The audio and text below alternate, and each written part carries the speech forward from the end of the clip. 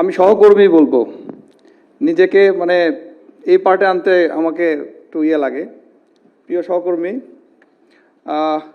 এখানে মূল বক্তব্য রাখবেন মুখপাত্ররা, আমি শুধু শুরুটা করে দেব আর কি।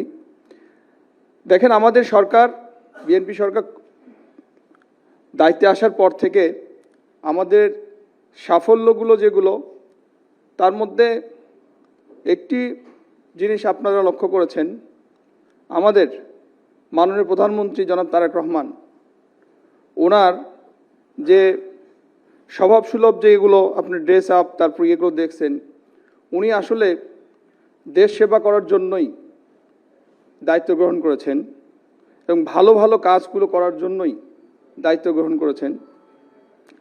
আপনারা সবই জানেন, কারণ আপনার সংবাদপত্রের লোক, মিডিয়ার লোক আপনারা। জনাব তারেক রহমান উনি চান দেশের ভালো কাজগুলো হোক, তার মধ্যে একটি জিনিসই আমাদের বাধা হয়ে দাঁড়িয়েছে, একটু যুদ্ধ লাগছে। আপনাদের জানেন যে যুদ্ধ আমাদের তেলের দাম সহ অন্যান্য জিনিসগুলোর দাম যে বৃদ্ধির দিকে, এটা ছাড়া আমার মনে হয় অন্যান্য যে আপনার প্রশাসনিক আপনার, তারপরে আপনার যে খারাপ কাজগুলো আপনার দুষ্ট লোকেরা করছিল, এগুলো কিন্তু তুলনামূলক অনেক কমে গেছে। আর সরকারের যে ভালো দিক, এগুলো ওনারা তুলে ধরবেন। আমি শুধু আপনাদেরকে শুভেচ্ছা জানাতে এসেছি, শুভেচ্ছা জানাতে বলা হয়েছে আমাকে।